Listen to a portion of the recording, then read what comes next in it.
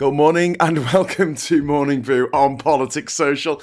It is Monday, the 9th of June, 2025. Welcome one, welcome all. Big shout out to Colin Baker there for the £5 super chat. I have a feeling Graham might get a bit sweary, and with good reason. Yeah, you shouldn't swear because it fucking undermines your arguments.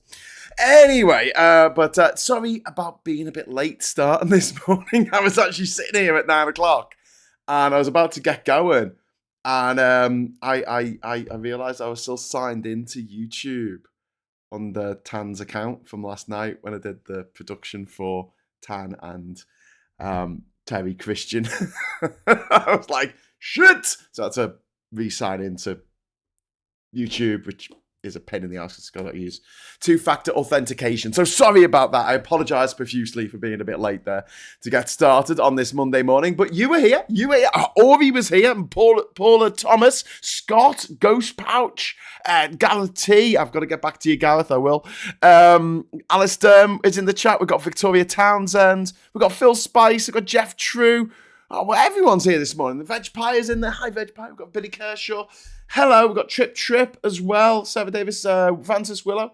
Reagan Elite. Hello, Reagan. How you doing? So many others. If you'd like to join our beautiful friends in our beautiful chat, all you need to do is hit the beautiful subscribe button.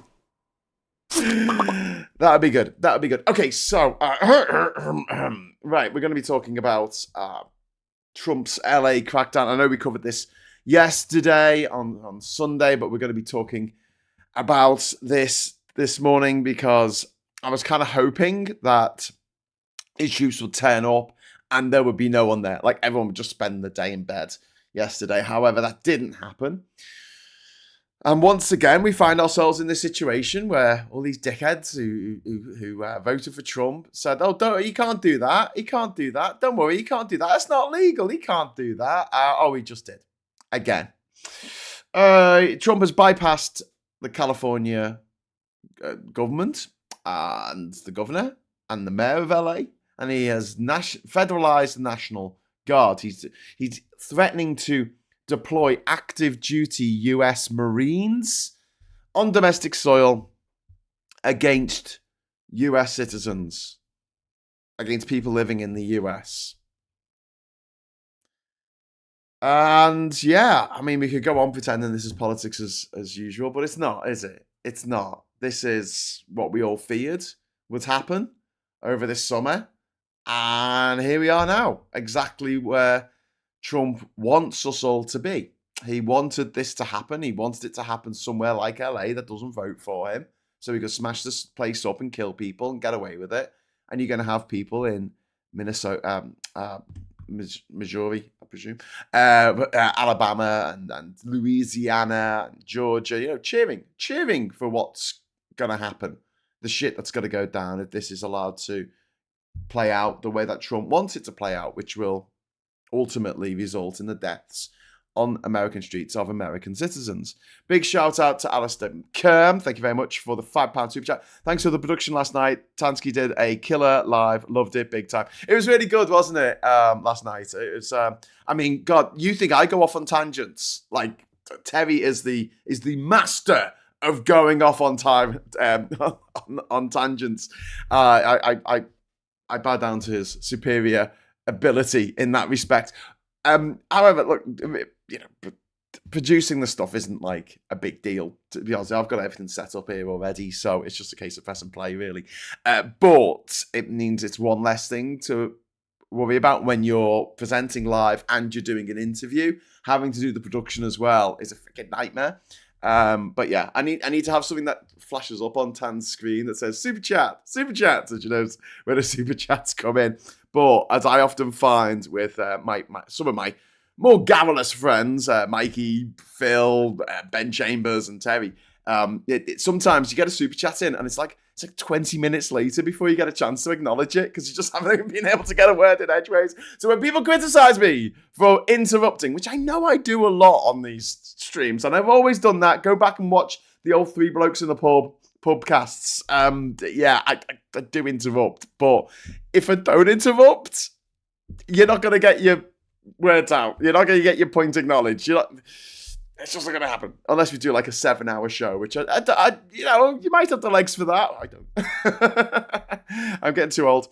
Paul, thank you very much for the £2 super chat. Many of the guard refused to answer their phone, which is fantastic. Veg Pie, Terry didn't seem to know his ADHD. Well, that's the thing, Veg Pie. A lot of adults, myself included, didn't, because we were told when we were kids that ADHD, well, first of all, it was a new thing in the 80s. So when Terry was in school in the 60s, he wouldn't have heard of it. Like, they wouldn't be talking about it.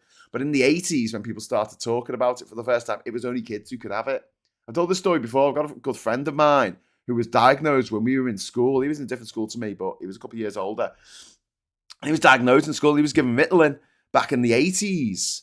And he was allowed 6 months on, 6 months off for his ADHD medication. And it was like night and day, you know. But once he turned like 16, they kicked him off and said, oh, adults don't have ADHD.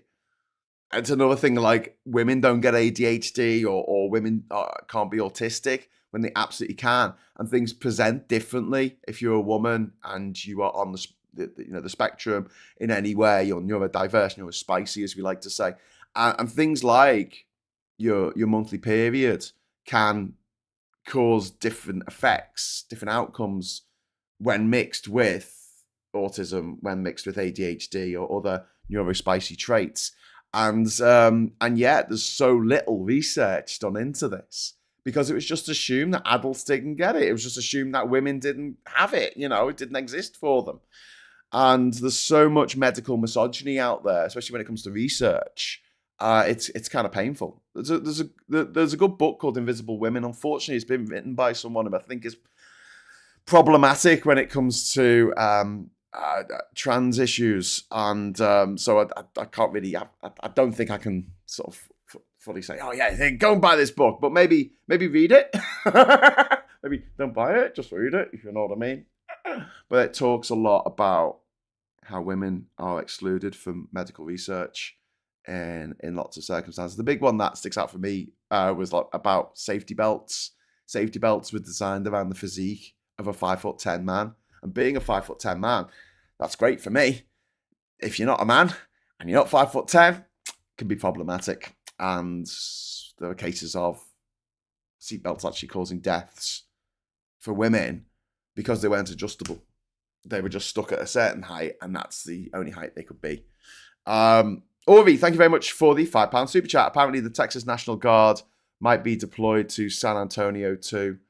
Yeah, I mean, Trump, like I said yesterday, he's like a toddler. He's like a little kid who's just trying to find out where the boundaries are. He's seeing what he can get away with, and he's going to push and push and push because he has been allowed by his facilitators, by the oligarchs around him, by the Republican Party in America, and by the Democrats, to some extent, to get away with shit. Like, this is the man who got away with an insurrection. This is the man who got away with sending a braying mob of over 1,500 people into the Capitol building to kill people, to kill lawmakers in the Capitol building.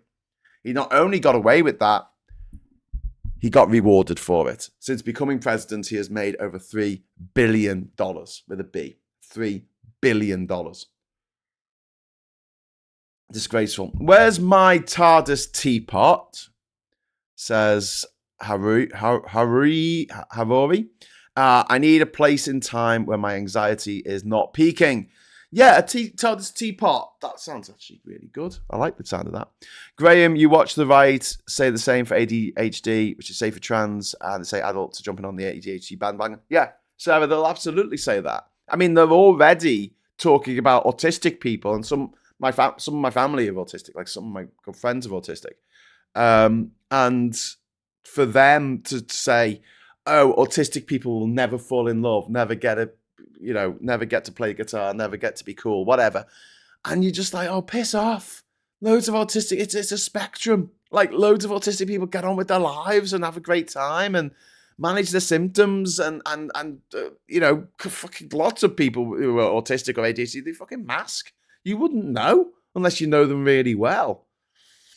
And to have the eugenicist in chief, Robert F. Kennedy, who thinks that anyone who's genetically inferior deserves to die, to say this stuff, about autistic people. I'm like, bloody hell.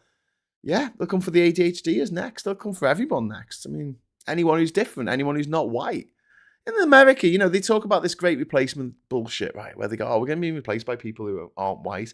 And you do realize in America, they had this mad one drop policy thing. Do you know this about the idea that if you've got one drop of blood in your system that's Mexican or Native American or Indian or, I don't know, fucking anywhere but Europe, anywhere but, I don't know, slightly south of Hadrian's Wall, they regard you as being an ethnic minority.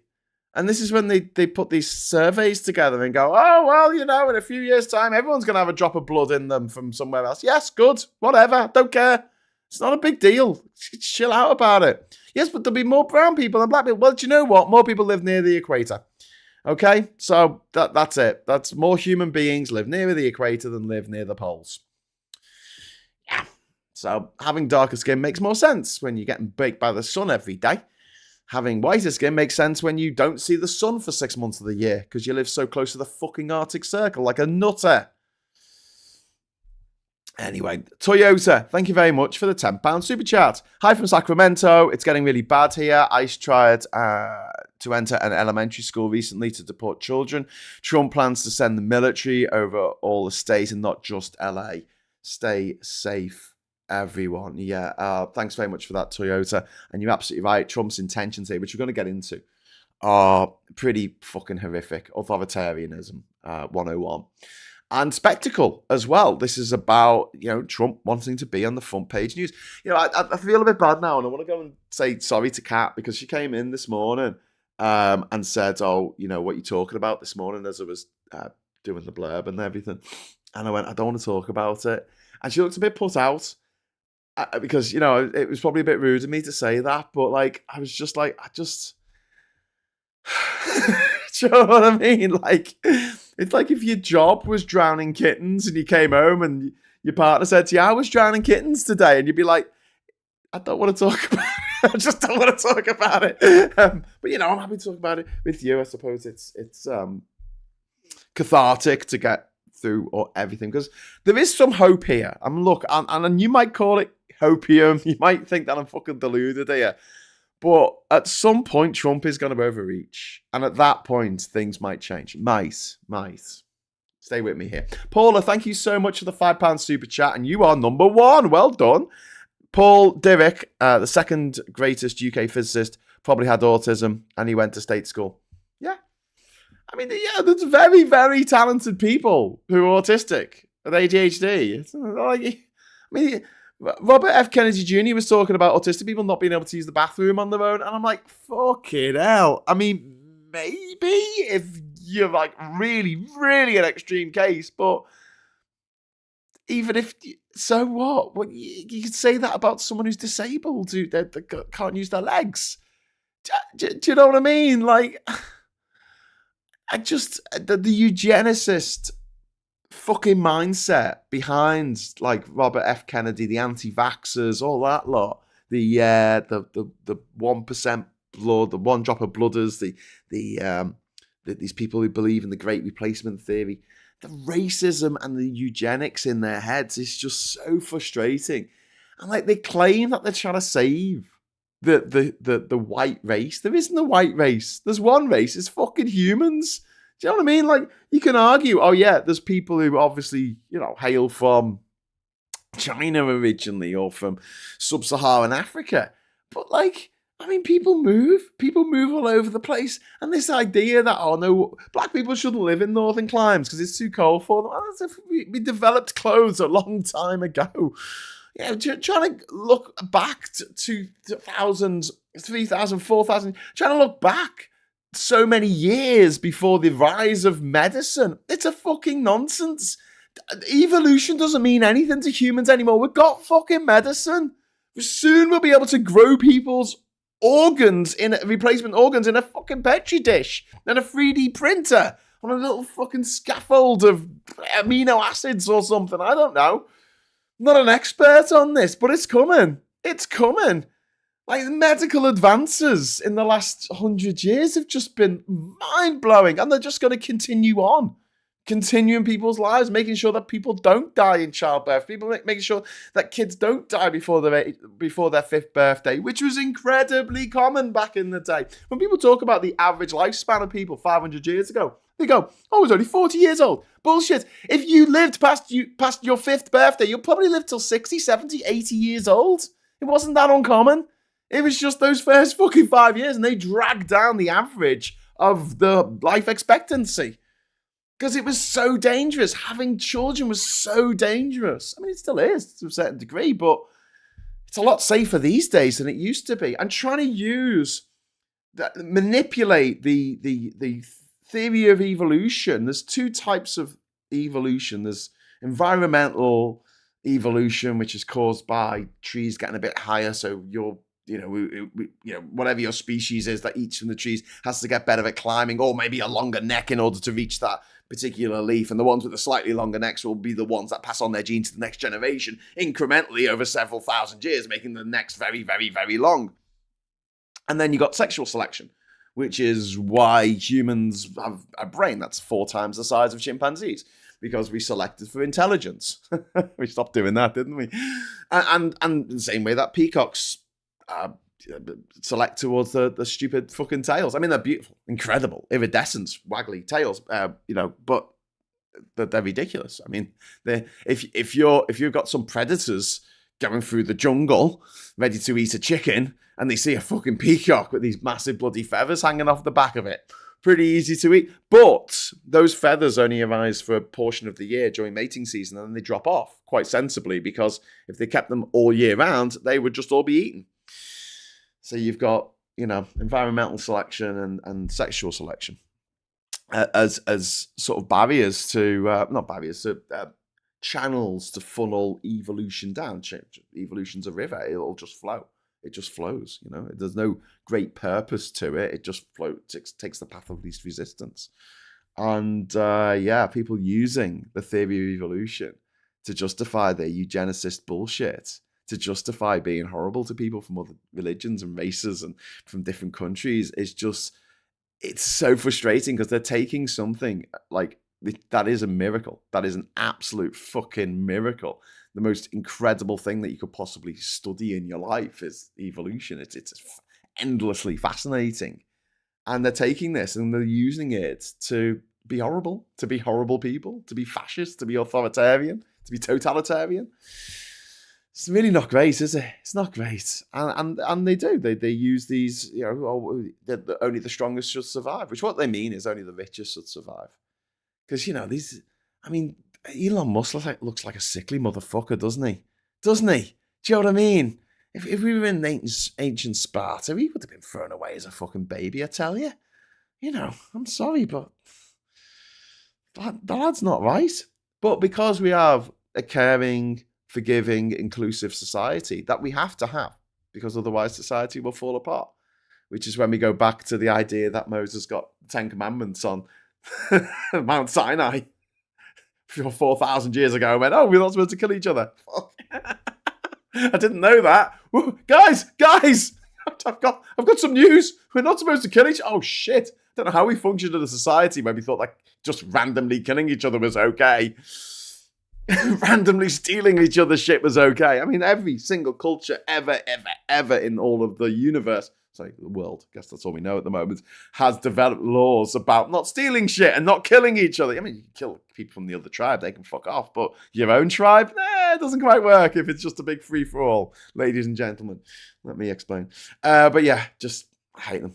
I hate everything about these people who are taking over America, these eugenicists, these Nazis. They're Nazis. They're very, very, very, very, very similar to the Nazis, and they're taking from the Nazi playbook from the 1930s to decide where to go next and what to do. I mean, this isn't about immigration in LA. This is not about LA. It's about authoritarianism. It's about spectacle. It's about pushing the constitutional envelope until it fucking rips. And that's what they are, building up the pressure. And there's about 1,000 lawsuits against the Trump administration at the moment. There's thousands of them.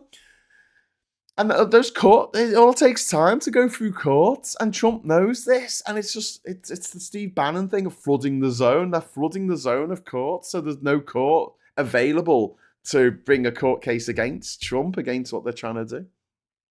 So we're going to talk today about like what Trump is actually trying to achieve here, which I see as obvious, but you might have different insight into it. So please share that in the chat. And what we'll talk about what happens if it escalates. What happens if it works? Why is everyone still acting surprised? I mean, that's the one for me. I mean, these soft Trump voters. Do you remember Latinos for Trump?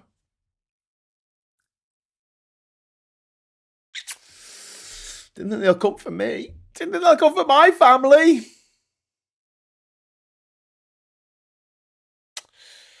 My God, those leopards eating people's faces party types. Oof, God, they don't laugh. Love to eat people's faces, being leopards and all. So look, there's been dozens of arrests in quite aggressive immigration raids in LA, which is supposed to be a sanctuary city. Communities are terrified, especially in places like Paramount, where the majority of people are from Latin America. And protesters have taken to the streets, and 2,000 California National Guard troops, have been federalized, which means they don't work for the state anymore. They actually work for Trump directly. This bypasses Governor Gavin Newsom, and who's called this a serious breach of state sovereignty. This is an obvious case of federal overreach. And the last time this happened against the wishes of the state senator, it was actually to the state's governor. This was actually to protect people who were protesting. This time it's to kill them. The Department of Homeland Security has threatened to deploy 500 active duty Marines. There are tanks seemingly on their way to LA at the moment. Tanks, tear gas, rubber bullets, and mass arrests have followed. And there was a horrific bit of footage this morning where an Australian journalist, a young female journalist, was shot dead. Not shot dead. Fuck me. She was shot. Shot dead. Okay, take that back. Edit that bit out. She was shot with a rubber bullet in her leg, and it was fucking like scary to see. And you actually see, she's there with a camera up. It's obviously holding the camera on their shoulder. She's there with a big microphone with Channel 9 or whatever it is in Australia on it, and she's talking to the camera, and you actually see the police officer or whoever the fuck it is behind her aim at her with his gun and shoot her in the leg, like with this rubber bullet. Trump is claiming that LA is under siege by insurrectionist mobs, which is so deeply ironic. I don't know where to begin. And Stephen Miller has used the phrase "deport the invaders or surrender to insurrection." The invaders. This is the language they use. This is the language that fascists use.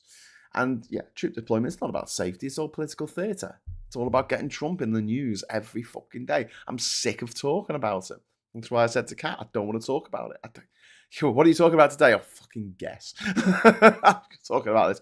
I mean, I could have talked about Greta Thunberg on her ship that is trying to get into Gaza, which is being redirected by the Israeli forces. They're probably going to be, they're being shepherded towards an Israeli port.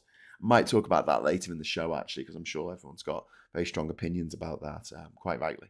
But going back to Trump, this is all very well timed, isn't it, as a distraction from domestic failures, the price rises that have come in because of his tariffs, also the fallout between him and Elon Musk, the fact that his big bastard bill is struggling to get through the House, struggling to get through the Senate.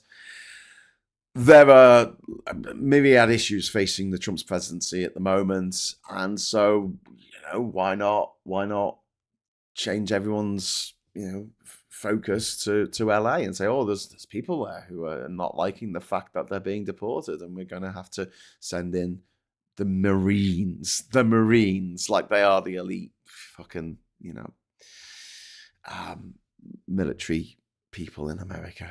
They're going to go in against civilians, against unarmed civilians. Even if they were armed civilians, it still wouldn't be a fair fight. James Wigg, thank you so much for the £10 super chat, my friend. That is very kind of you. Thank you. A prelude excuse to invoke the Insurrection Act with military, not just National Guard on the streets. Yeah. Well, you see, the thing is, for a long time, the Republicans in America have seen peaceful protesters, or just citizens in general, and democracy in general, as the enemy. They've seen it as a threat to their way of being, their way of life. And these billionaires who run the Republican Party and tell them what to do, they have seen their wealth double in the last 10 years because of Trump, because of the tax cuts that he brought in, because of the way that it went down with COVID, where all these rich people were bailed out, but the people who weren't rich weren't particularly bailed out. In fact, in a lot of cases, they were condemned to death because they didn't have health insurance in the US, or in the UK, they were in a nursing home and they flung the corpses of diseased people with the plague. They flung them over the ramparts using trebuchets to make the people inside get the plague, which is what they did effectively in the nursing homes over here. But the rich were all right, weren't they? They doubled their money. The number of billionaires in the UK has gone up tenfold. Is it tenfold in the last few years? Absolutely horrific. This about declaring martial law and cancelling the midterms. Yes, Paul, well, this is something that I said right back at the start of all this. Like, there aren't going to be midterms. I will be very surprised if there are midterm elections in America. And this is how Trump gets all of the Republicans to vote with him. He gets the people in the Republican House and in the House of Representatives and in the Senate. It's how he gets them to vote for him, for his BBW bill. He is just a sick motherfucker, and it won't work. Like, I think he will cancel the midterms, but it won't work. Look, I want to give some hope to people. Trump is a one-off. No one else can pull this off in America with sheer force of personality. Every time, pretty much in history, that we have seen a country fall under the thrall of fascism, it's been a personality cult. And once that personality is extinguished, because everyone's mortal, the cult dies incredibly quickly. And I'm not just talking about Hitler or Mussolini. I'm also talking about Franco or Salazar in Portugal. I'm talking about Idi Amin. I'm talking about General Mugabe. Robert Mugabe and Colonel Gaddafi. Like, once they are taken out, they create a vacuum. And yes, things don't settle down immediately, but there's no one to replace them, because fascist authoritarian regimes that rely on a strongman dictator, a strongman at the center, the core of it all, you get rid of the man, you get rid of the problem. In most cases, I can't really think of that many times when a strongman dictator has taken over a country like Trump has done in America. So many years, 4 years, 8 years, 12 years, however long it goes on for. But once they cark it, or once they're deposed, or once they're brought up, in front of the trial, generally speaking, I'm trying to wrap my brains here. I think, well, maybe Turkmenbashi, when he was succeeded by Berdi Mahabadov, maybe, but no, because in Turkmenistan, there's a statue of Turkmenbashi, the former leader who died in about 2006, I think. There's a statue of him in Ashgabat, the capital of Turkmenistan, and it's a golden statue, and it revolves, and it's like this, and it revolves as the sun moves. It follows the sun across the sky. It revolves. And that actually happens. But yeah, once he died, the guy who took over was just a fucking bureaucrat. Chavez died in Venezuela. He was taken over by Maduro. I suppose he's kind of continued on the Chavez way of life in Venezuela to a lot of in a lot of respects, but again, I think that's unusual. I think that's unusual for that to happen. No one really replaced Pol Pot once he was deposed. Although he did get to die, didn't he, peacefully in his old age? Fucking nutter. It's also because Newsom is the next big candidate to be president in 2028, possibly. Liam says there's a difference between being proud of your nation and being nationalistic. Yeah. I think people need to be realistic about their nation. If you're going to take pride for the scientific achievements or the sporting prowess of your country, you've also got to understand that it's a rich tapestry and your country probably did fucking horrible things in the past.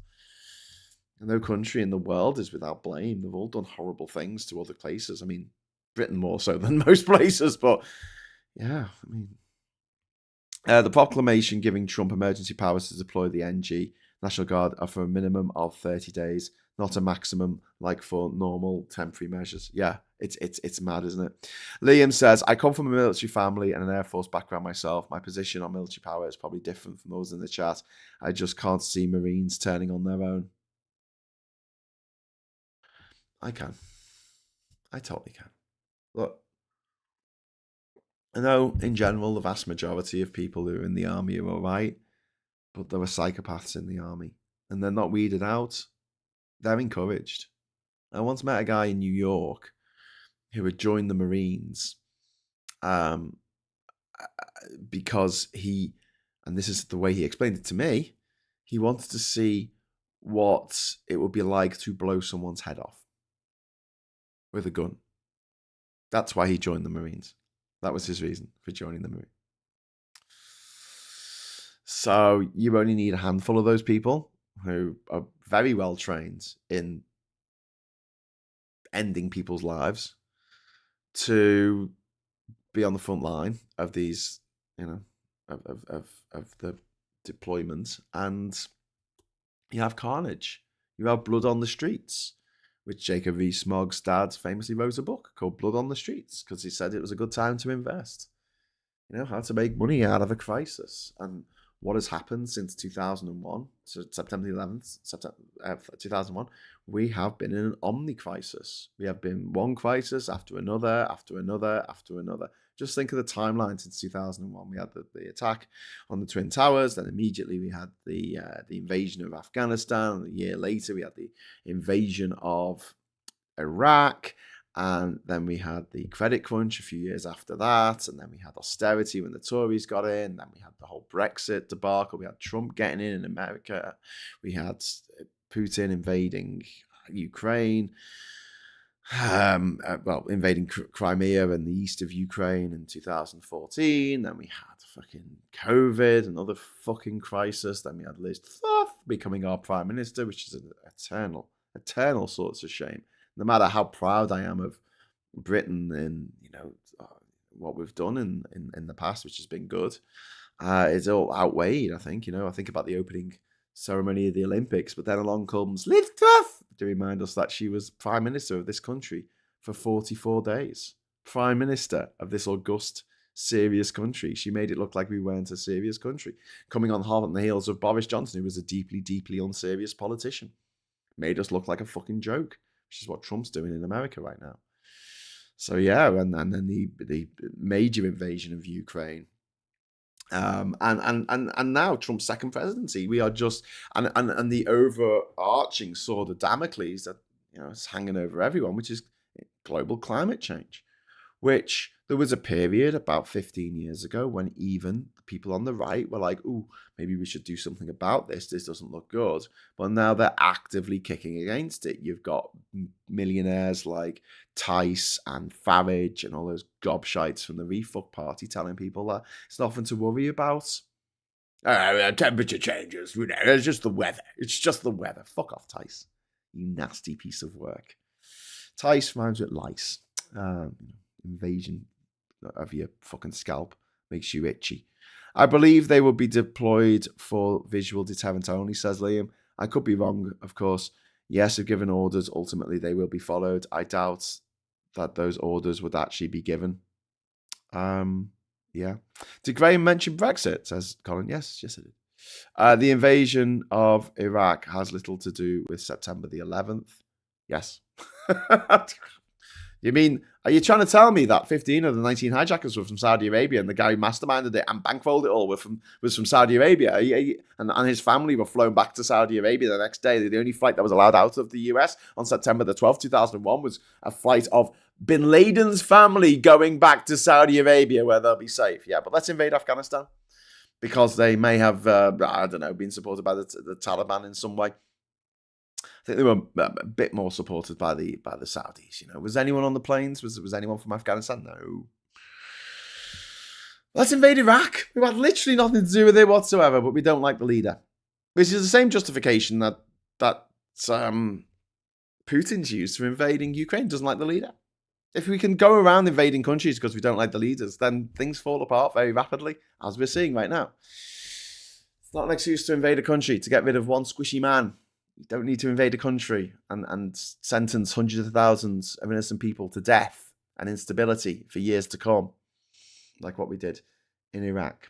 And yeah, I mean, we said he gassed his own people. He absolutely did. But that's why the Kurdish region of the north of Iraq, Kurdistan, where Erbil and Sulaymaniyah are, they've been an autonomous region since 1991 with their own flag, their own way of doing things. They don't allow the Iraqi military into Kurdistan, and they haven't for a long time. So, you know, things went great for the people of Iraq, don't get me wrong, but they were better under fucking Saddam Hussein than they were under ISIS. Hashtag just saying.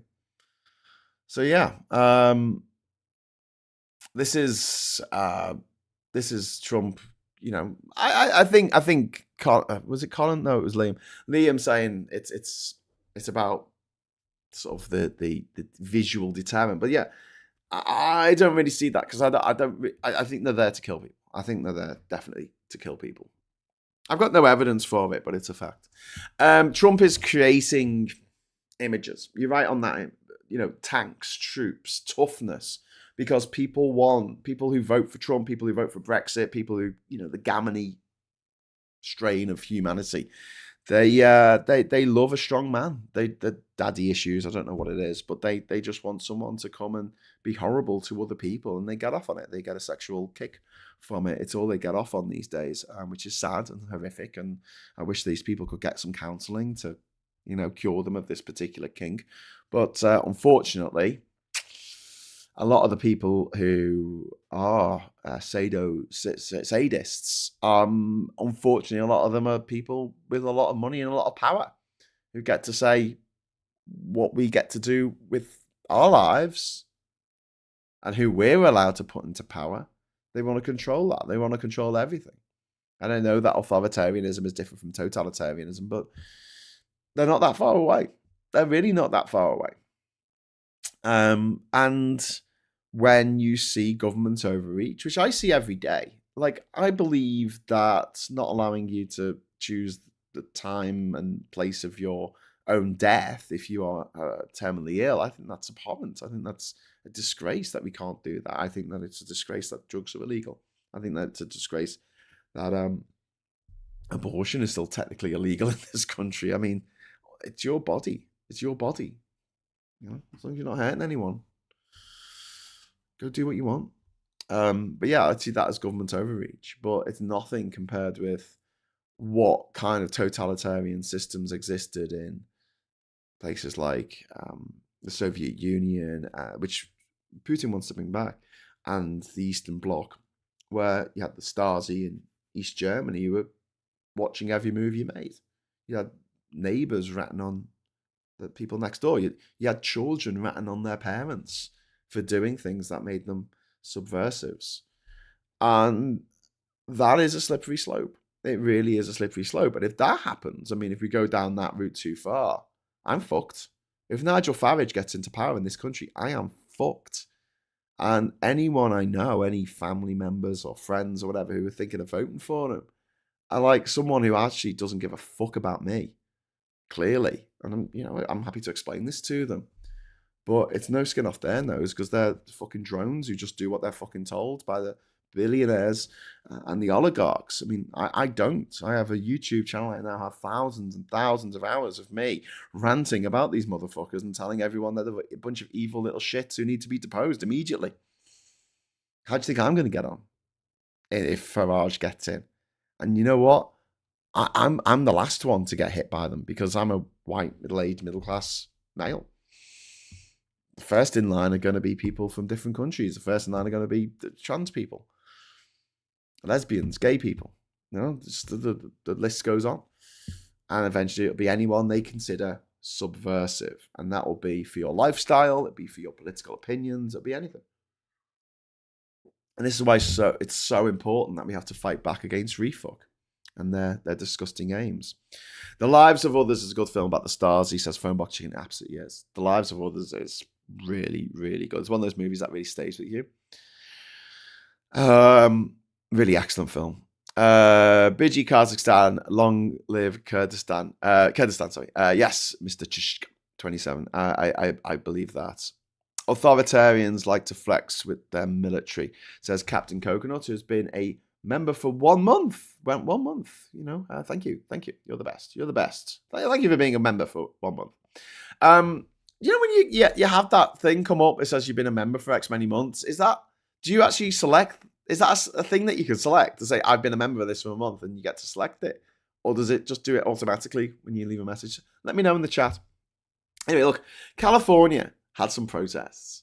It wasn't in chaos. Trump created the spectacle as an intimidation tool for people, for immigrants, for Americans in general, for democratic governors. And it sends a message. Dissent equals military occupation. Same playbook as Putin. Dissent against Putin equals military occupation. How dare you vote in someone that I don't like? How dare you want to be free to do what you want to do? How dare you live a nice life? No, you got to live a horrible life because do you know what? You popped out your mum at an unfortunate coordinate of longitude and latitude, and therefore you're condemned for the rest of your life to have a shit life. Ha ha!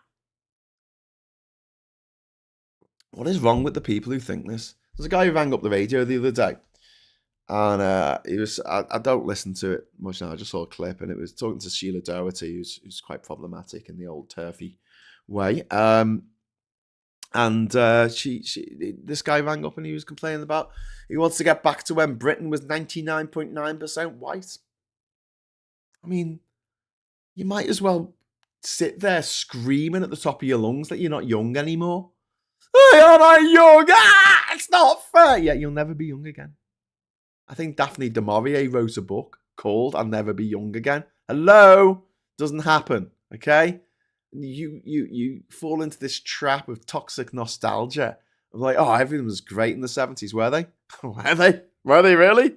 When everyone had fucking lung cancer and everything was brown and orange and the trains didn't work and the buses didn't work and everything was dingy and dirty and depressing and everyone was spitting on each other and oh my God, yeah, things were great in the 70s, really were. People used to go around beating people up for being black or from being from Pakistan. Yeah, they were great days. Thanks for that. Yeah, bring them back. Jesus Christ. I'm being sarcastic, by the way, to the AI that's reviewing this video that probably doesn't understand satire or sarcasm. Anyway, so this echoes Operation Legend, as it was called in 2020, when federal forces abducted protesters off the streets. And, in 1967, there was the Detroit riots. Johnson sent in the National Guard with the state request. Like, the state actually asked for the National Guard to be brought in. In the 1992 LA riot, Bush Sr. invoked the Insurrection Act, but it had local coordination. Like, that they needed to quell the riots, which were caused by these racist police officers who beat the living crap out of a guy called Rodney King, which was filmed. If it hadn't been filmed, they would have got away with it. But it was filmed, and they were all let off. They were all let off. I can't even say the name of one of the officers because his name is a racial slur. His name is a racial slur. Like, I mean, anyway, they all got away with it, and that provoked riots. And you sort of look, oh, well, you know, there's a reason to riot. There it is. There's the reason to riot. How about that? And you have millionaires and billionaires and gobshites like Farage going, two-tier policing, two-tier banking, two-tier policing. Yeah, really? Really? Let's talk about the real two-tier policing. Try walking around this country being black or being brown. See how many times you get fucking stopped and searched compared with Mr. Whitey over here. Yeah? It's two-tier policing, mate. Yeah, and then obviously in 2020, there was the George Floyd protests, and Trump wanted to bring in the National Guard, but he was blocked. He wanted to bring in troops, but he was blocked by the Pentagon. But this time, Trump is acting unilaterally. There is no request or consent from the state. No clear legal basis for deployment. Marines are on standby. This is unprecedented without the Insurrection Act being deployed. And, there's dangerous legal ambiguity here. Trump is exploiting the grey areas in federal power, which is why I get really wound up. And sorry. I know I go off on one occasionally. I get really wound up about Americans going on about their fucking constitution. I'm sure that there are Americans who have like the Constitution as a bed sheet and they just put a hole in it when they want to have sex. Like they think it's this most wonderful fucking thing, this most amazing document that's ever been written by mortal hand, and it's bollocks. It's a scrap of paper written by some fucking insurrectionists working with the French to overthrow the British rule in North America. Well, in the original 13 states. And it was a piece of paper written in the 1700s that is not fit for purpose for running a democracy in the 21st century. It seems absolutely mind-blowing to me that anyone could argue that this document, which has hardly been changed, meanwhile, the constitutions of other countries have been changed hundreds of times. Our constitution in this country are uncollected, I think Phil called it, because I said it's unwritten. He goes, no, it's written. It's just written in all different bits of common law. And so, okay, it's not all put together in one document, right? It's not collated as a constitution, as an official constitution. Yeah, fair enough. We did kind of get a bit of a Bill of Rights in 1688 with the Glorious Revolution, when they brought William of Orange over from he was a stadtholder over in what's now the Netherlands, and he said, "Can you come over here and be our king?" And he went, "All right." That was our revolution. That was our glorious revolution. Jesus. But yeah, we don't have a same kind of constitution as America, and thank God. Because it's allowed to change as things change, as society changes. When the Constitution was written, slavery was okay. In the same that when the Ten Commandments were written, slavery was okay. There is not a commandment in the Ten Commandments, thou shalt not take another human as your slave. There fucking should be. And if you think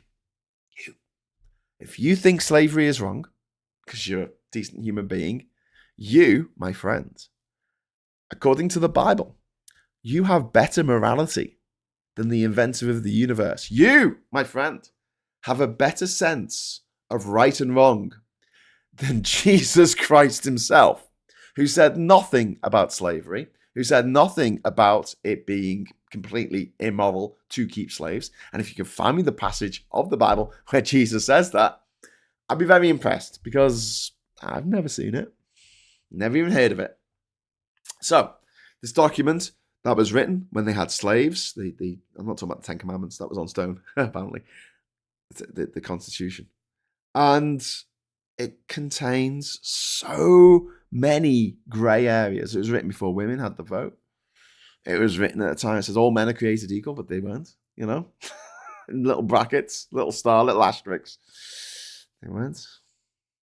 And it was concerning things that mattered to people in the 1700s that just aren't really applicable now. And the Constitution is a basis, fine, but it needs to change with the times. I think Thomas Jefferson, slave owner, actually wanted the Constitution to be renewed every 27 years. I don't know why he picked the number 27, by the way. But that seems sensible to me because society changes. The makeup of America has changed. The fabric of America has changed. It used to be 13 states with 1 million people maximum. Now it's 330 million people spread out over 50 states and 6 overseas territories. I mean, 5? Is it 5 or 6 overseas territories? Puerto Rico, US Virgin Islands, Guam, Northern Mariana Islands, and American Samoa. Okay, that's 5, isn't it? Have I missed one else? I've been to all them, by the way. Do you know anyone else who's been to all them? Yeah. Just me. I got to all of them on a boat. How cool is that? How cool is that? Actually, reports say there is more slavery today in 2025 than there has ever been. So that's pretty, yeah. I think modern slavery, it absolutely exists. And we need more robust measures against it. And it's one of those things where we can start talking about the UN and how fucking useless it is and how there should be a UN charter that people sign up to. If they want to be a full member of the UN and get more voting rights, they have to not have slavery, for instance. But don't forget, Mauritania only fully outlawed slavery in, I'm going to say 2007. Let's look it up. When did Mauritania abolish slavery? 1981.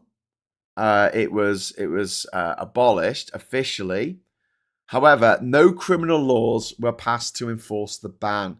In 2007, under international pressure, the government passed a law allowing slaveholders to be prosecuted. So 2007, it was finally criminalized. Until then, it was fine. It was fine.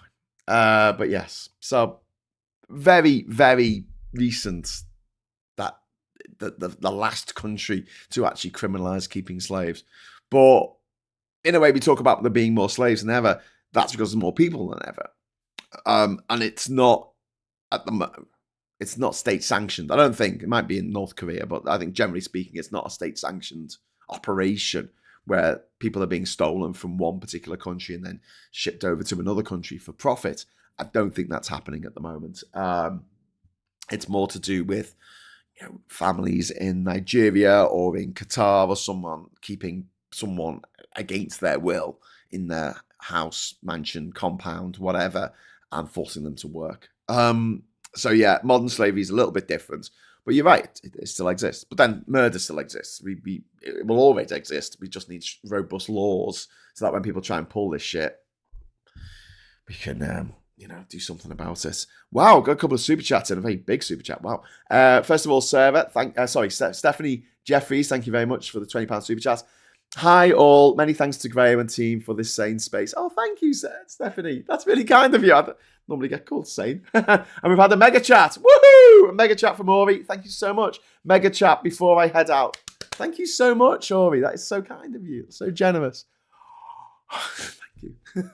Honestly, without these super chats coming in, we couldn't do this. I'll be completely reliant on advertising revenue.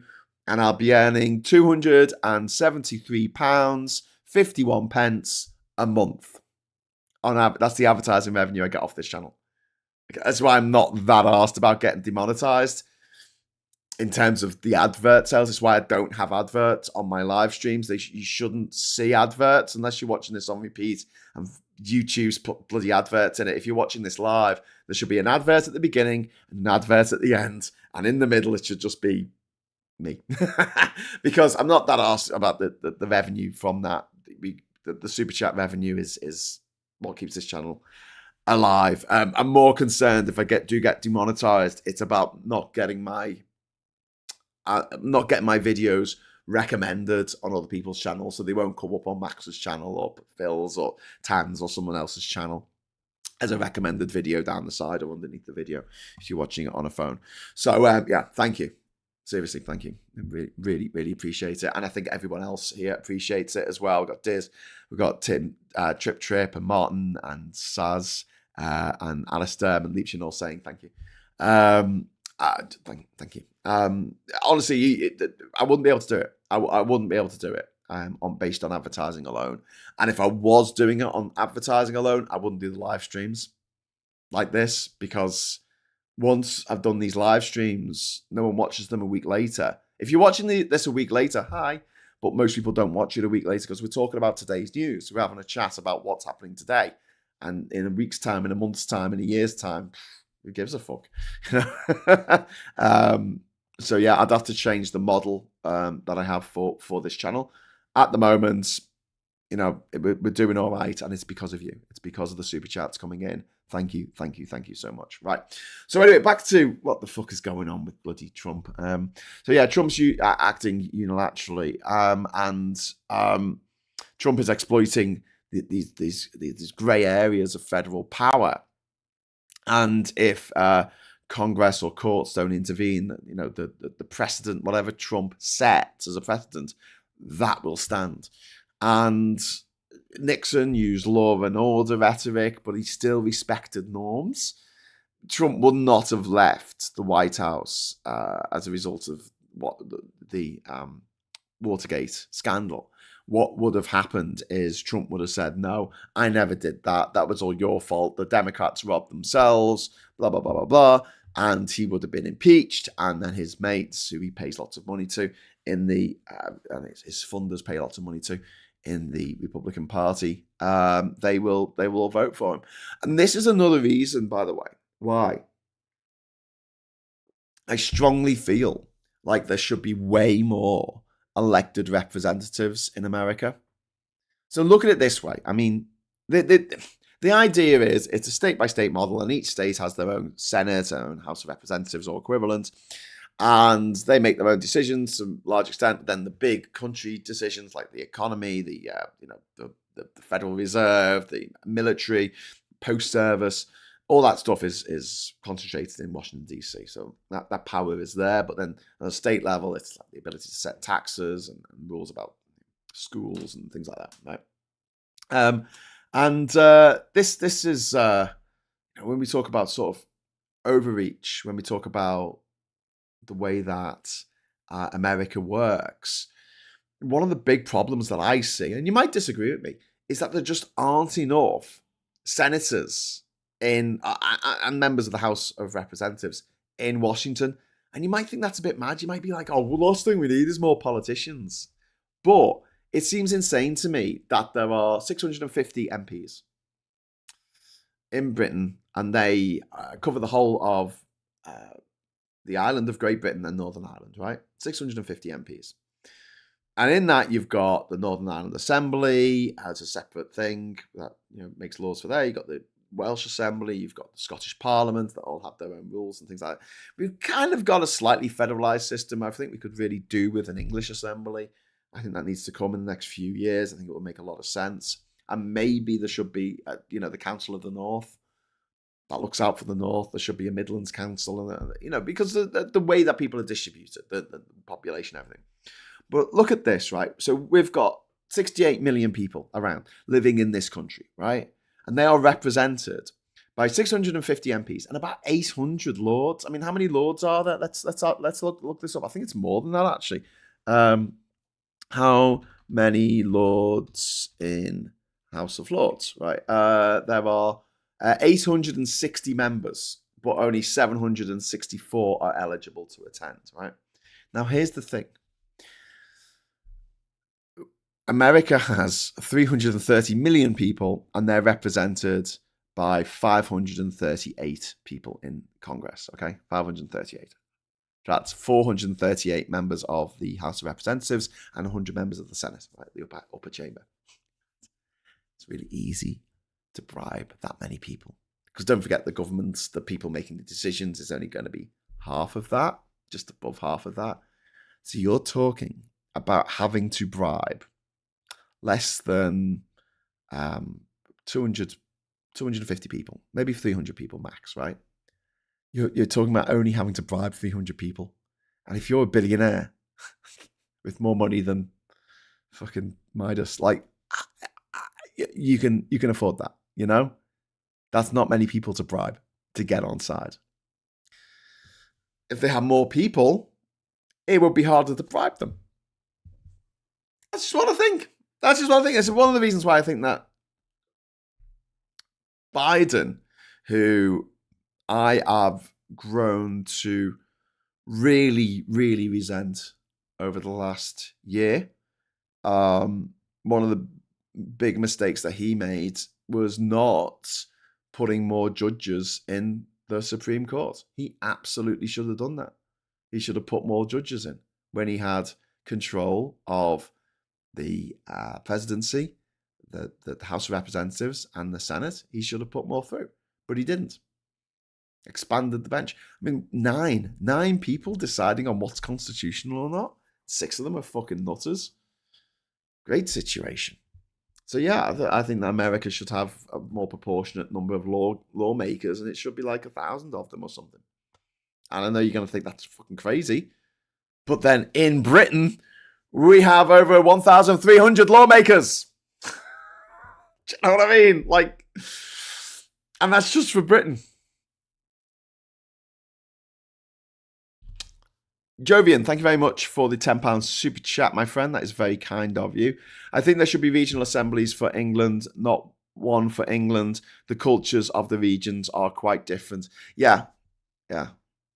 I see that as well, because I know One Angry Pagan gets very upset when we talk about the South, because One Angry Pagan's like, I'm the South, the Southwest, which is fair enough. Like, it's very, very different. Things in Cornwall and Devon and Somerset are very, very different to the way things are in London. And so, yeah, I think we need to reflect that in regional assemblies, which would be great. I mean, look, they've got it in Wales. They've got it in Wales. They've got it in Scotland. They've got it in Northern Ireland. Why not have it for parts of Britain as well? We're seeing that come together with the idea of having these manoeuvres. That's how you pronounce it. Where we have a mayor, we have a regional mayor, like a metro mayor, regional mayors. It's a step in the right direction. I want to see more devolution. I want to see more decision making at a local level. I don't see why, if we want to put up a sign warning people about a fucking level crossing in County Durham, why we have to ask permission from the fucking Parliament in London. I mean, it's just like, I know that's not a very good example, but, you know, that kind of thing, it just seems a bit mad to me. Ham or bagel? Yeah. And there are 5 times as many people in the US. Yeah. I mean, I'm sorry, but if there was 5,000 people in Congress, it would be a lot harder to bribe every single one. I know that's ridiculous. I know you wouldn't have that many, but you could at least have as many as we'd have in the UK. Because it just makes the job of these billionaires and these oligarchs and these scumbags, it just makes their life a little bit more, just a little bit more difficult. Anyway, so Reagan did militarize the drug war, but he never deployed troops against citizens of America. Deployed them against citizens of Colombia and Mexico, but not towards their own citizens. But then you look at authoritarian regimes, so Putin, Erdogan, Orban. They all used emergencies to justify crackdowns. It's been an emergency. I think is it Turkey's been in a state of emergency for years. I think Hungary has been in a state of emergency for like 20 years or something, Matt. And then you've got the sort of constitutional legal implications of all this. So there's a thing called the Posse Comitatus Act. I'm probably pronouncing that wrong. I don't speak Latin. Posse Comitatus Act, which bans federal troops from domestic law enforcement. It can only be bypassed via the Insurrection Act, which Trump hasn't invoked yet. But Stephen Miller and Hegseth, the Nazi who's in charge of fucking the army for some reason, they are hinting at it. This is Pete Hegseth, who was some gob on a stick on Fox News, on Murdoch's news channel. There's so many people in the Trump administration who were part of Murdoch's media empire who've gone straight into the White House. Same thing that happens in the UK, where you have the revolving door policy for Tory advisors and Tory ministers and Tory MPs into News International, Scum newspaper, and then into the Mail with the Lord Rothermere and his gobshite friends who own these rags. I mean, it's a revolving door, isn't it? From the right-wing media to right-wing power. But anyway, the Insurrection Act is, like most things in America, is a broad and kind of vague law from 1807. This is a 200-year-old law. Trump tried to invoke it in 2020, but he was blocked. And if he invokes it now, he gets near total discretion to use the military. And this is what I talked about when me and Mikey were having huge rows earlier in the year or even last year. I was like, he's just going to fucking send the military in and shoot everyone. And Mikey's like, no, I'm sure that they won't actually do that because it would mean actually killing civilians in America. And I'm like, yeah. And I think they will for exactly the same reason, because it means killing civilians in America. And, this could be a drive on for cancelling the midterms next year. It could be he could declare a national emergency and remain in power until he dies. I've said this before. The only way I see Trump leaving the White House is in a box. Simple as that. Judiciary is stacked with loyalists, and so don't expect constitutional clarity at any point. Do you remember how the Supreme Court took ages to decide whether the president was above the law? Remember that took them like a year to decide that. But then when it came to banning TikTok, it took a week. It took a day. Not that they banned it, but whatever. So look, there's some good scenarios here. The federal courts, they rule that this deployment is unconstitutional, and SCOTUS, the Supreme Court of America, they apply brakes. It's unlikely, not impossible, but it's unlikely. And then you've got the possible backlash from the military, senior Pentagon officials refusing to comply with unlawful orders. But who's in charge of the military right now? Who's in charge of the Pentagon? It's Pete Hegseth, who's spent millions of dollars of US money to have a makeup studio put in the Pentagon. I wish I was making that up. It sounds like an Onion headline, but it's not. Obviously leaks and whistleblowers will add more damage to Trump's credibility, maybe. But, I mean, the fact that Trump had any credibility at all after mocking a disabled reporter back in 2016, after bragging about grabbing women by the pussy in the tapes came out in 2016. That should have been it. There's no way he should have won that election, but he did. And then after the insurrection, where he had a mob go into the Capitol building to try and hang the vice president. They had a gallows ready to kill the vice president. Got away with that. So yeah, I really don't think there's any way you can damage Trump's credibility. This is a guy who stole classified documents from the White House and sold them to the highest bidder. He stored them in a fucking toilet in his house. A house that he's not even supposed to live in. If the protests remain relatively peaceful, Trump won't have the troops will not have an excuse to act. But we might get a mass voter registration in response to this authoritarian move.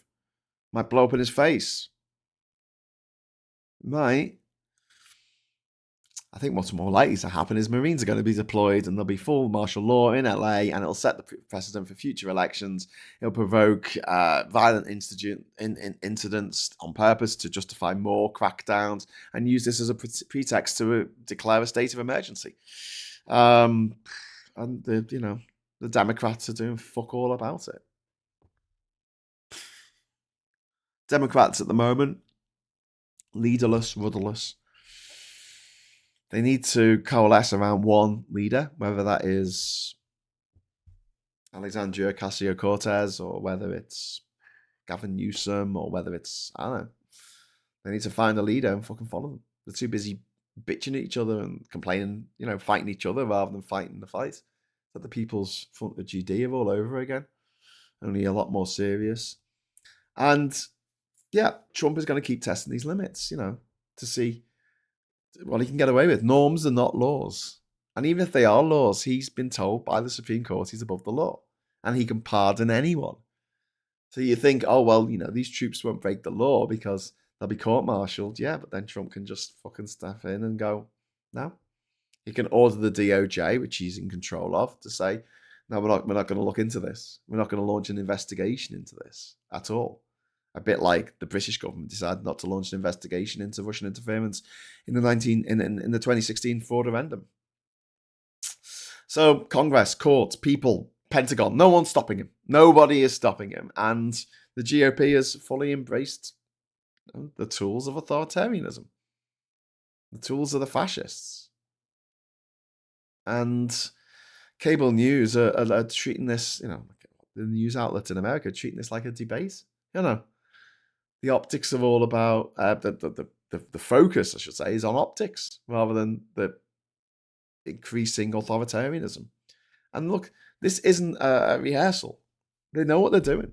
They've been planning this since the 1970s. The Heritage Foundation, the Federalist Society in America have been planning this for over 50 years. They provoke unrest, deploy troops, grab power.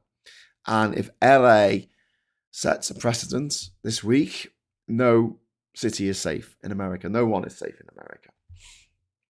And so what people do next really matters. Like, I would like to see people protesting smartly. I don't think it's going to happen. But if people just don't turn up for work, then that's going to screw over the economy in LA, and you'll get more middle-aged, middle-class, boring, mediocre white people like myself to speak out, because suddenly they can't get that shit done that they need to get done. I often think about how tragic it is that in the early 90s, when Palestinians had a lot more power than they do now. This is before this wave of immigration to Israel came from the former Soviet bloc countries.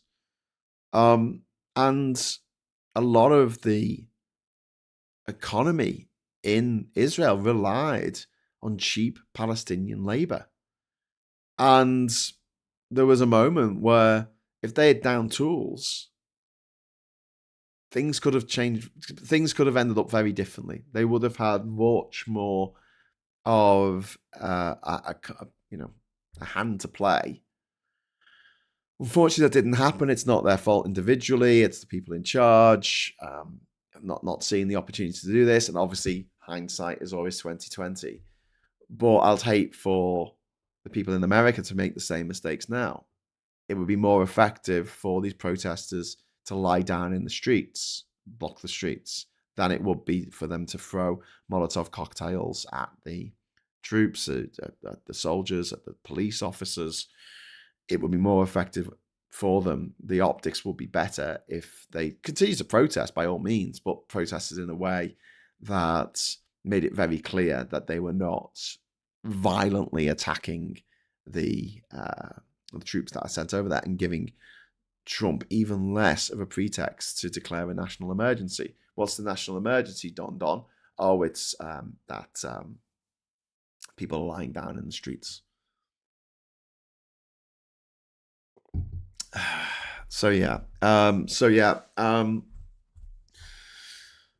the people are more angry in America at the moment than people in LA who are throwing rocks. They're more angry at them than the man sending in Marines to gas civilians, And this is the moment where a lot of Americans are going to have to pick a side. And it's not just, the MAGA faithful, the 77 million fucking nutters in America who think that a rapist is a great idea and a great role model for their children. Especially the girls. I mean, it's that blows my mind. Like, anyone who has daughters who's like, yeah, I want a rapist in charge. Really? That's who you want in charge? Yeah, the rapist. The guy who's been found by court of law to have raped someone. on the balance of probability. Yeah, I want him in charge. But let's leave them aside. So there are over 250 million Americans who did not vote for Trump. And some of them voted for Kamala. Not enough, unfortunately. Some of that might have been rigged, we don't know.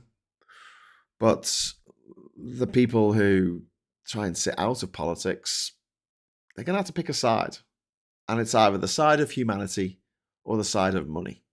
The side of oligarchs, big oil, big pharma, big fucking bastards, big bastard bills.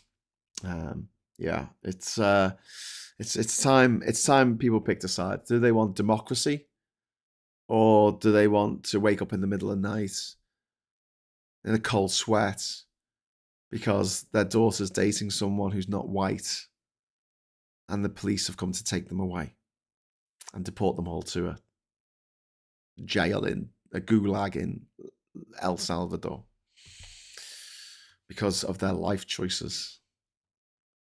Because they fell in love with the wrong person. Because that's what authoritarianism does. Ooh, big shout out to Alice Durham. Thank you very much for the 5 Politics Social gift memberships. That is really kind of you. Welcome, welcome, new members. We've got Hieronymus Borscht. We've got Oleopolonus. Oh God, these don't get easy to say. The Villain Girls we've got as well. We've got Hermit, Horologist, and we've got Memes. You are all now members of the channel. Thank you very much to Alistair for donating that very kindly. Paula, thank you very much for the £5 super chat. One of the strengths of the system is the position of leader of the opposition. Yeah.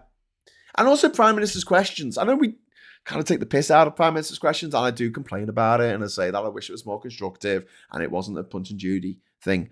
But imagine if every week the President of the United States had to stand up in a building with all his brain knobheads behind him, and the Democrats were standing on the other side of the chamber, or in the chamber, whatever, and they had to justify their existence. They had to justify what they had done.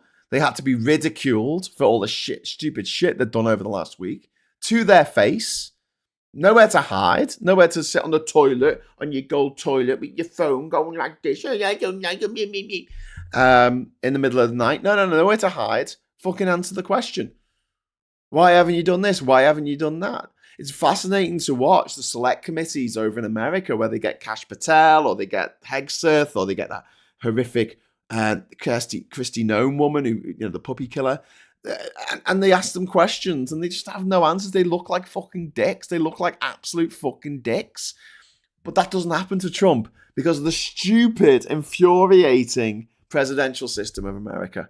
It is a ridiculous, ridiculous system. Presidents should be there to open fucking, throw the first ball at a fucking baseball match and open supermarkets. That's what a president should do. They should go and have a meal with a dignitary from another country, and they should talk about, I don't know, setting up a major sporting tournament or something. It should be the fluffy stuff, the fluffy, light, soft power shit. That's what a president should do. That's what the president of India does. That's what the president of Germany does. They have no real political power.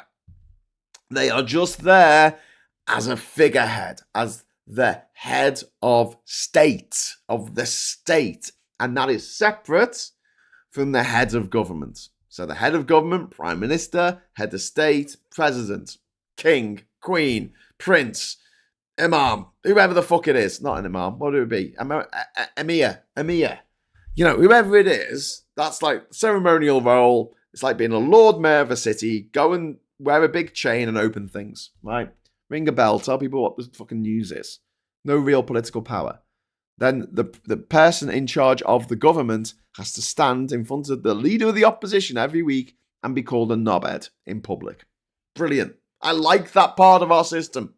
And it's why I kind of get a little bit, when people say, we need a revolution. We need a revolution. I'm like, no, I don't think we need a revolution, lads. I think we just need things to get better. And seeing my number one thing is that I want things to get better for everyone. Not just the people on this island, but people all over the world. I want things to get better. I don't know if a revolution is the best way to go about that. I really don't think it is. Right, we need to replace this failing democracy with a better democracy. It's not really it's not really very democratic, is it? The bacon says, sizzle, sizzle, sizzle. If anyone's interested. Oh, God, you make me hungry now. We haven't got any bacon in the house. God damn it. I got some really nice crusty loaf that I made at the weekend. Oh, it's good. It's really good. Now I want bacon. I want a bacon butty on my crusty loaf. Red Dwarf has so many answers, says Dragon Spoon. I can't believe... the one thing about Red Dwarf, right, that I just can't believe came true is that when Lister went back in time slides, in the season 3 episode, he went back in time and he met himself as a teenager, which would have been in the future from now, and he was going on about how everything was crypto-fascist. And now, the literal crypto-fascists have taken over the American state, the country of America. They've taken over the country of America. The literal crypto-fascists, people who made their money for crypto, who are fascists. Trump is a crypto-fascist. He's made $3 billion so far since January. $3 billion with a B. Nigel Farage is well on his way to earning £1 million in his first year as an MP. £1 million. £1 million. The closest the Labour MP gets to that is Chris, Welsh guy. Oh, what's his name? Chris Bryant. Chris Bryant with £71,000 he's earned outside of his job as an MP. £71,000, which is too much. Compared with £1 million that Farage is on. That Farage has got. Farage is just on a grift. Don't ever think that he wants to make things better for anyone. He really, really does not. So listen, I would normally wrap it up around 10:30, but because Ori was so generous, and everyone else who's dropped in the super chat has been so generous this morning, I will blather on a little bit. If you want me to, if you want to tell me to fuck off in the chat, if you've got better things to do, please go with God. Go and do it. But I'm going to have a look at the papers. But things won't actually get better without a revolution. Well, I disagree, Liebchen. I seriously disagree because I think things have got better. Things are better now than they were in the 70s, better than they were in the 50s, better than they were in the 30s, and we haven't had a revolution. We've had a lot of upheaval, a lot of wankers getting in charge, like Maggie Thatcher and David fucking Cameron and Boris bloody Johnson, setting us back years and years, but things have been incrementally getting better overall. And we didn't need a revolution to do that. Things are better now than they were in the Victorian era. We give the Victorians a lot of shit because they had kids working down mines and climbing up fucking chimneys. However, to be fair to the Victorians, it was also the Victorians who got rid of that. They brought in laws against child labour. I mean, they may have done it for the wrong reasons, I don't know, but they did get rid of things. Have got incrementally better without a revolution. And countries where they have had revolutions, things haven't always got better as a result of that. So yeah. Also, people die in revolutions, and I'm really quite against people dying. I know sometimes you can have a nice velvet revolution when nobody dies, or the glorious revolution of 1588, in which some people died, I think, but not many. But yeah, generally speaking, like the revolutions that we're seeing, the big revolutions, the French Revolution led to the rise of Napoleon, the Russian Revolution led to the rise of Stalin. Yeah, not great. That's not what crypto-fascist means. Yes, I know, Kieran. I know. I just think it's funny that that expression, crypto-fascist, was used by Lister in an episode of Red Dwarf from 1989. I think it's funny that it's so applicable today. And yes, expressions and words can have more than one meaning. I'll be heading to David McGuinness to Scotland's Scottish news headlines soon. Oh, that sounds cool. Carry on, Graham. I've just got a cuppa. Okay, well, we'll just have a quick look at the papers. I won't keep you long. I'll let you go and listen to the headlines. And if you do want to listen to what James O'Brien has to say, I think it's quite funny that all this has kicked off while James O'Brien's been on holiday for a week. What you want is someone like me who, never takes a fucking holiday. Or if I do, I take you with me and you get to see the inside of a hotel room somewhere in the morning in Legoland or something while my family are waiting to go on the rides. Anyway, so I'm going to head over to the papers now. The Times here. We've got Death to America written on the wall. This is a Murdoch-owned newspaper, so you can tell which way it slants. Alcaraz triumphs in 5-set Paris epic. This was the 5.5-hour bloody French Open final last night, the men's final, and it just went. It was 2 sets down, and it went to match point like 3 times, and he managed to get back and win, which is kind of why we love tennis. I mean, come on, edge of your seat stuff. If you like tennis, I know some people don't like tennis, and people go, "Oh, it's rubbish, boring, Patacake, Baker's man." I get that. But for people who enjoy tennis, exciting match last night. Starmer meeting Carney in Canada to tackle trade troubles. So Keir Starmer will go to Canada on Saturday to discuss security and economic cooperation with Mark Carney, the Prime Minister, after President Trump's threats to its independence. Indeed, Trump sends troops into LA violence. Do you see how they report it? Like it's the people of LA, that it's their fault, really. He had to send the troops in. It's the Murdoch press. Don't forget who half this fucking cabinet are people who work for Murdoch, and now they work for Trump. 2 cheeks of the same decrepit arse. Cash boost to fight crime. Police in line for spending increase from Reeves after warning Downing Street of stark choices. Police will get an above inflation boost as senior ministers took negotiations over the spending review down to the wire last night. So on Wednesday, we're going to have our spending review. Thank you. You're the best. That wasn't supposed to come up, but I just thought I'd tell you. Just thought I'd let you know. You're the best. Spending review on Wednesday. I'm sure they're going to be making a statement. We'll be going live to that. I think it's going to come after Prime Minister's Questions. So if you watch Prime Minister's Questions on Wednesday with us, immediately after that, it'll probably be about 22 or 1:45 on Wednesday. We'll have the spending review, and we will get into it. Anyway, so cash boost to fight crime. So stark choices. I'm kind of fed up with hearing about stark choices. We've got loads of money. Honestly, Britain's got loads of money. Just take it. Just take all the money. You know what a government can do in this country? It can compulsory purchase property. Just fucking do it. Just take it all. All the stuff that's owned by the Russian oligarchs, just fucking take it. Come up with some excuse. Compulsory purchase order. Sorry, you're not using it. Take it and then sell it for money. There you go. There's some more money. Colleen Rooney and the Ukraine war kids here.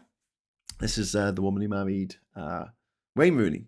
And then we've got donor blood red alert. Worst ever crisis of supply shortage. Sparks risk to life fears. The NHS faces its first ever blood red alert as its supplies plunge to a critical low. Fuck. Okay. Sorry, I'm just making a note on my phone to give blood. Because I'm a blood donor, you see. So give blood. I've put Gove. That's what happens when I try and type when I'm doing a live stream. Give blood. There you go. Okay. That should come up later to remind me. Shit, that's really shit. That's a really shit story. I'm not happy about that at all. Also, maybe it reflects the inherent selfishness of the people who vote Tory and Brexit and refuck. I can't see them giving blood. But there you go. Stephanie Jeffries, thank you, towards the drink fund. Oh, £10 towards drink. Thank you. Thank you so much, Stephanie. You're very kind. Real Americans value our Euro allies. Republicans went nuts. Yeah, Florian, you're absolutely right. You couldn't be fucking righter. Then we've got a Daily Mail story. How I lost 5 stone and kept it off for a decade with no fat jabs, crazy diets, or gym plans. Right, you smug fucker. All right, then we've got visa scam that makes mockery of PM's pledge on migration. Exposed by the Mail. Fixers who take cash to help unskilled workers fiddle the system. Okay, fiddle the system. Okay. For what? A few £100. We don't look at the billionaires who fiddle the system to the tune of millions. And by the way, I fucking hate stories like this. How I lost 5 stone and kept it off for a decade. But no, it's so shit and condescending and patronizing and shit. I hate the idea that like there's one way to do this, and I did it. I achieved this. And what she seems to be mistaken there is like, not everyone can have her lifestyle. Not everyone has her metabolism. Not everyone has the social support around her. Not everyone has those tools in place. Not everyone has the mental capacity to do that for whatever reason. And it's the same line of like, anyone can be a millionaire. Anyone can be a billionaire. You just got to work hard. Right, a couple of questions for you. Do you think I work hard? You might not. You might think this is all, dead easy to do, whatever. But like, if you do think that I work hard, if you think that I've achieved quite a lot in my life, as the first person to visit every country in the world without flying, the person to prove that that was possible, the person who put my own, life on the line a number of times to get over to these countries or visit these countries that are inherently dangerous, shouldn't I be a millionaire? Like, shouldn't I? Isn't there a thing that should be, instead of really, really struggling just to pay off the interest on my fucking debts each month? Do you know what I mean? Like, don't you think there should be no? If that was the case, I've got everything going for me. I'm white, I'm middle class, I'm middle aged. I'll say it again. I fear of pleasing myself. But I was born on the top. I was born on the fucking top deck of the bus just to get started, compared with others. But then, there's an extra deck on the night bus, you see, that I didn't even know about till I was a bit older. And that's old money. It's all the people who went to private school. It's all the people who run everything.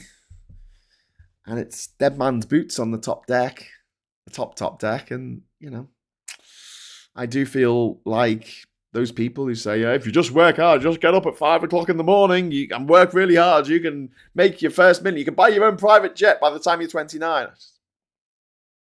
Every fucking entrepreneur, every fucking crypto cockhead, knobhead who's made loads of money out of it, anyone who's done really, really well on YouTube, they went to private school. Mr. Beast went to private school. Of course he fucking did.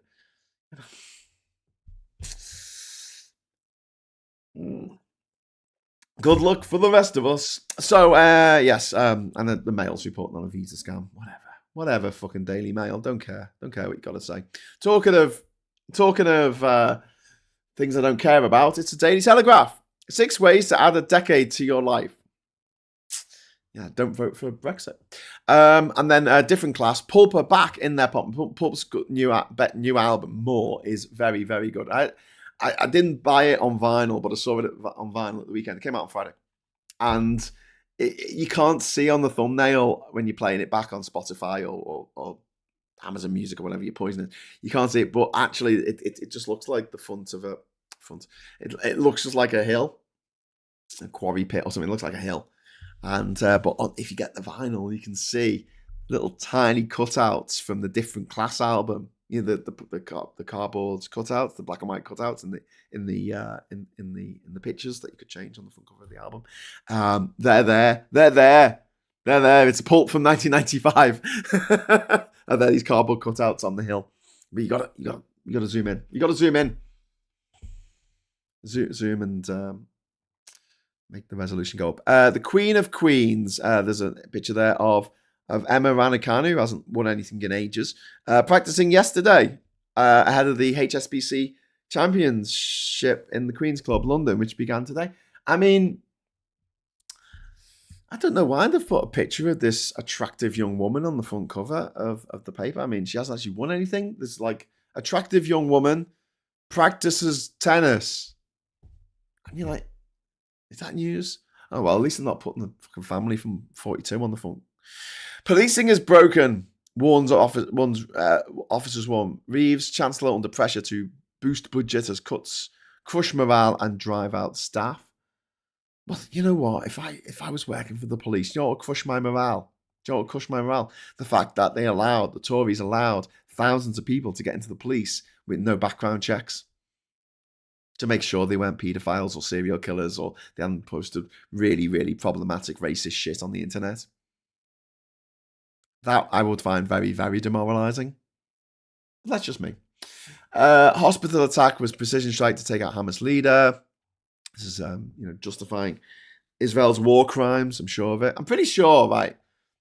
Have you seen in a movie when there's a bad guy, right, and then the good guy turns up and he pulls out a gun and he goes, right, I'm going to shoot you, bad guy, and the bad guy says, not so fast, and grabs a convenient child and puts the child in front of them and says, if you kill me, I shoot the child. And the good guy goes, oh no, moral dilemma.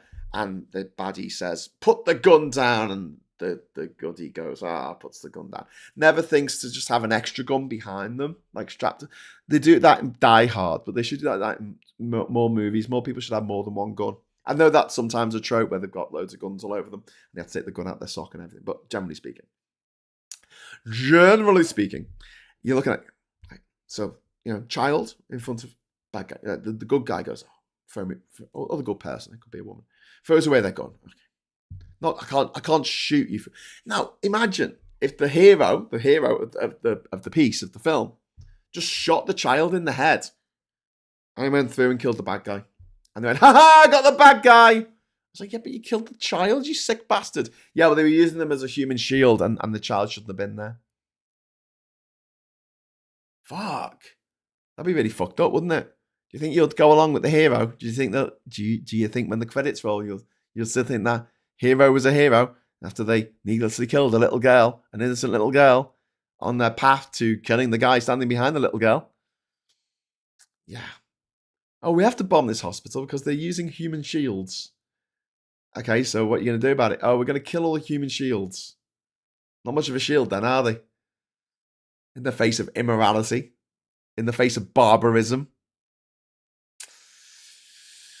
Just saying, right, scaremongering here from the Daily Telegraph. Millions of pensioners at risk from savings raid. Government admits the pensions of 9 million savers are at risk from reforms allowing companies to raid their retirement schemes, the government's own impact assessment has admitted.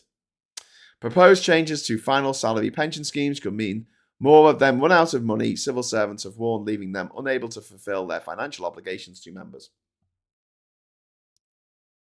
Okay. You're going to hate me for this. Okay. There are people on final salary pension schemes that have been on those schemes since the mid-90s when they took early retirement. Now, ladies and gentlemen, here's the thing, right? My generation, and I'm talking about my generation, will never get the pensions that my parents' generation got. They got the most insane pensions imaginable.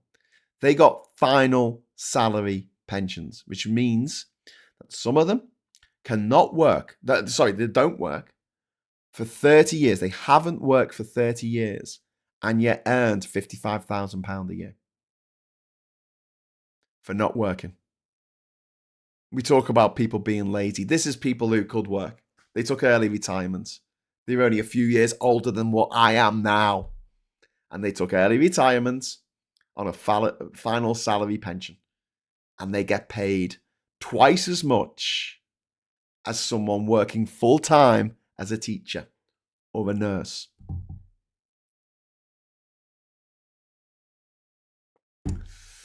So, forgive me for not having a tremendous amount of sympathy for the people who were lucky enough. And yes, I understand and appreciate this isn't everyone. But then again, if you're not earning that much from your pension, from your final salary pension or otherwise, then you're not going to be affected by this.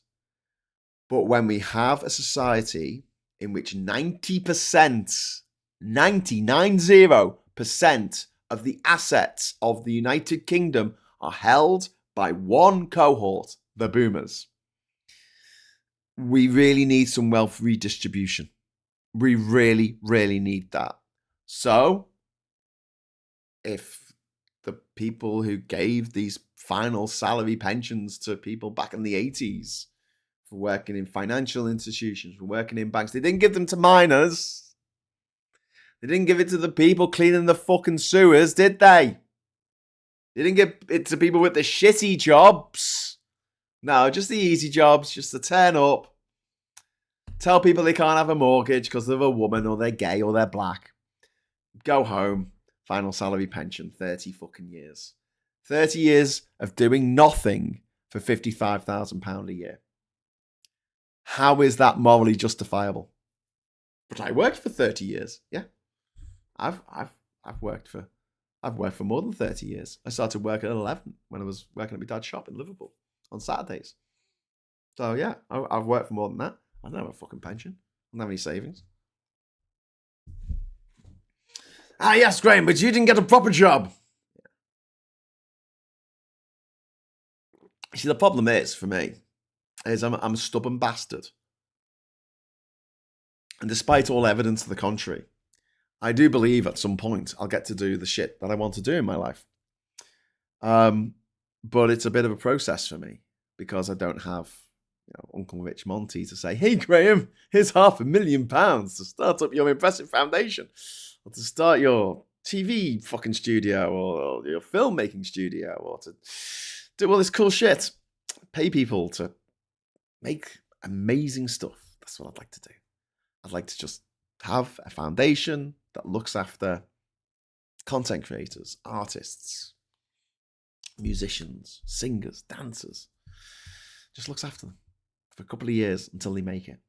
They don't have to worry about anything. They don't have to worry about, day to day, paying the rent, putting food on the table. They don't have to worry about it at all. You just do what you do.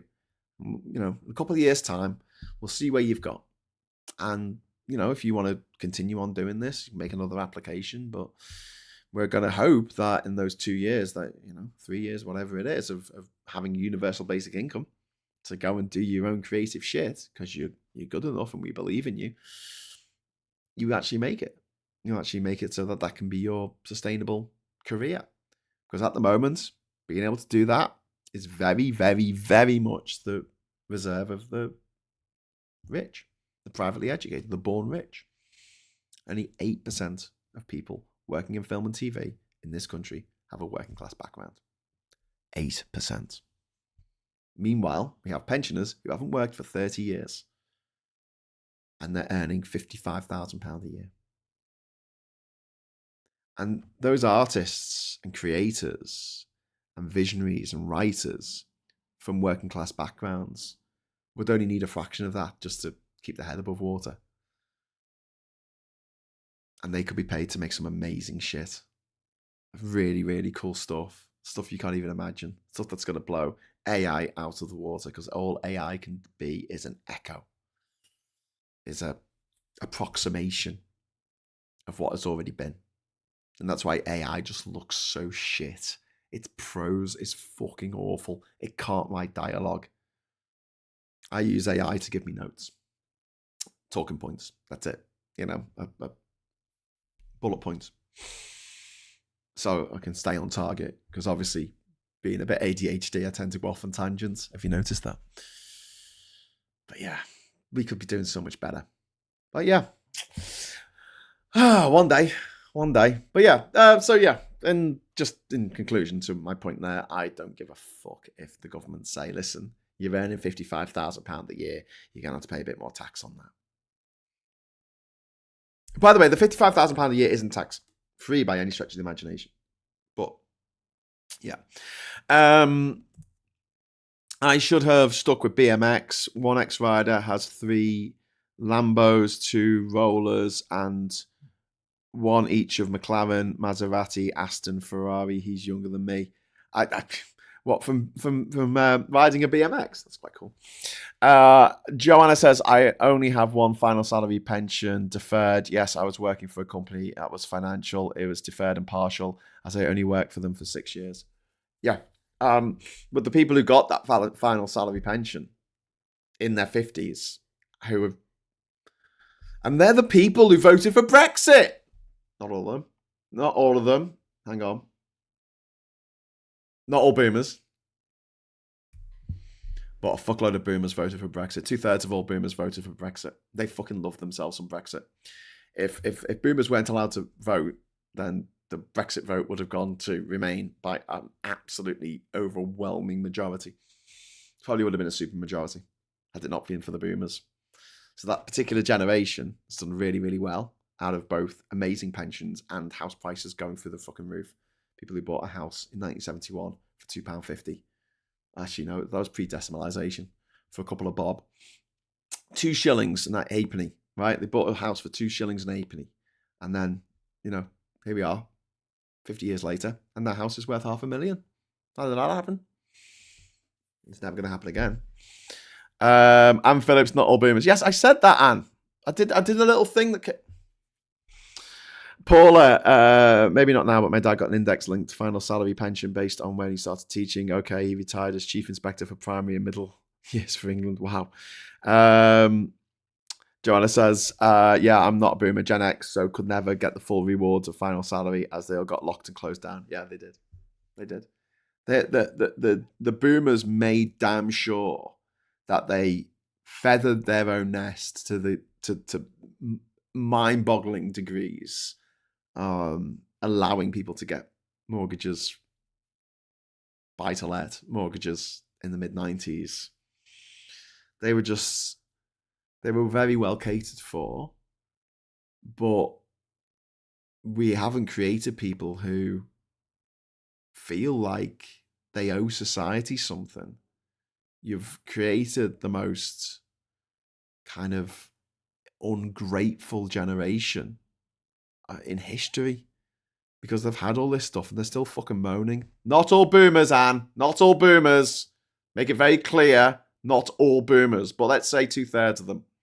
2/3 of boomers still complaining because no matter what they've had in life, no matter what they've been given or what they've achieved or anything, it's still not good enough because, I don't know, they can't walk out the house and just see white people, just see straight people. Anyway, so we'll just go quickly back to the papers. I'm going to get away from the Telegraph because I hate it. I hate it forever. The Guardian here. We've got Alcaraz fights back to win Epic French Open. Still thrilling. Pulp's triumphant return. It's 4 out of 5. That's pretty cool. The new album is called More. It's the first new album in 24 years since We Love Life. 24 years we've been waiting for this. I mean, I don't know if it's worth waiting 24 years for in general, but it's pretty good. It's pretty good. I really recommend it. There's 2 music videos, and one of them is for Spike Island, which is the first track on the album. And what they've done is they've taken the photographs from different class and they've tried to make them come alive using AI. And it's freaky and it's uncanny valley and it doesn't look quite right. And it's worth a watch. Worth a watch. We'll have a discussion about AI on another occasion because, we love talking about that. Trump deploys National Guard on LA streets in dramatic escalation even. President accused of hoping for chaos amid immigration crackdown. Well, that's what we talked about this morning. Funny how all those troops, well, particularly this troop here with the little silly moustache, and this guy here in the middle, and this guy here, they all 3 of them look Hispanic to me.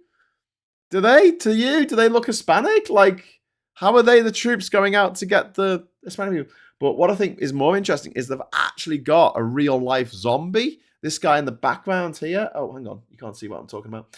This guy here. Look, an actual fucking zombie. Look at him. Look at those eyes. What is going on there? Why are they bringing a zombie to kill people on the streets of America?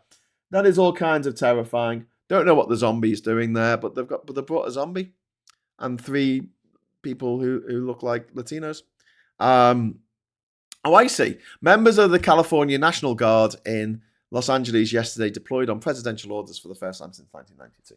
So I guess they can be deployed in the past, but not on presidential orders. Now they're being deployed. So I guess that these Latino people might be, people of Latino heritage might be ordered to fire on Latino people. So we'll see what happens there. Reeves and Home Office in standoff on spending.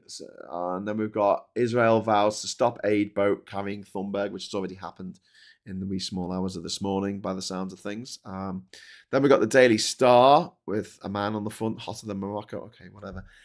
We've got Reeves in 11th hour deal to end cabinet civil war. Treasury agrees late deal with Angela Rayner's housing ministry just days before the Chancellor announces the public spending review. Rachel Reeves has seen off a major crisis for Labour after conflicts within the cabinet threatened to block her spending plan for the next 3 years, just 2 days before she's due to unveil a spending review in government. I mean, look, in Parliament, sorry. Look, this is going to be really interesting when the spending review comes out, and we're really going to get into it on this channel. So please be here for me.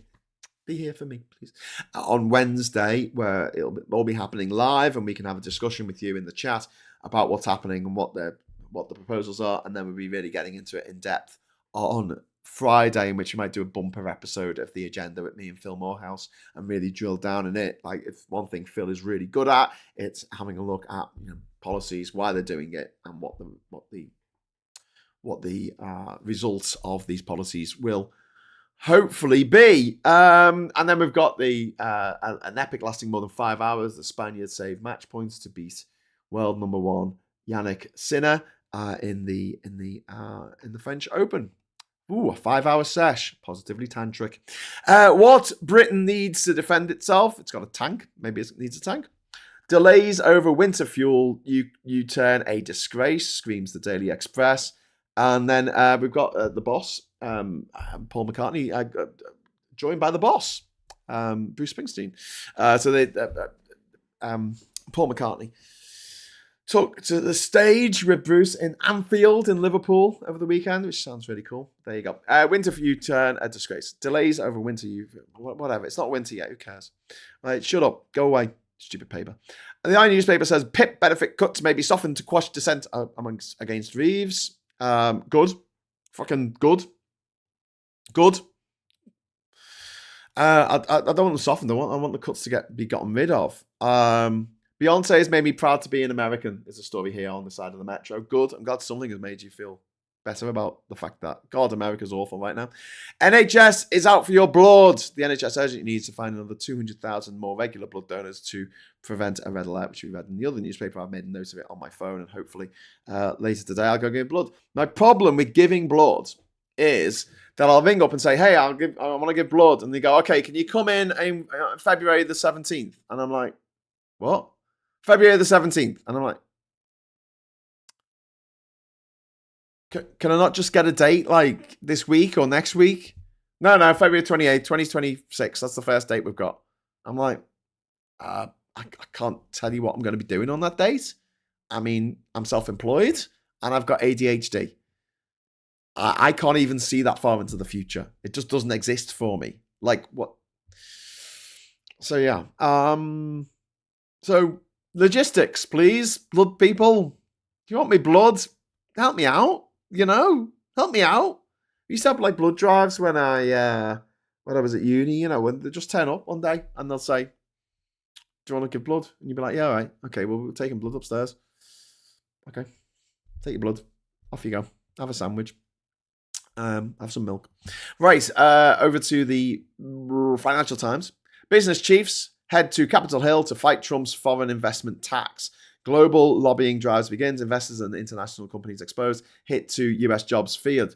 This is a really interesting story. We should drill down onto this in maybe into stateside tonight. In fact, I'm gonna.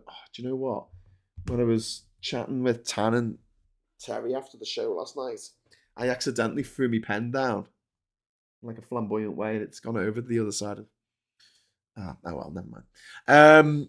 Business chiefs head to Capitol Hill to fight Trump's foreign investment tax. This is on the front cover of the Financial Times. Dozens of executives from some of the world's biggest companies will travel to Washington this week in a bid to stop plans to raise taxes on foreign investments in the US, warning it may hit millions of American jobs. So this is Trump's latest wheeze. He's going to stop foreign companies investing in the UK in the US.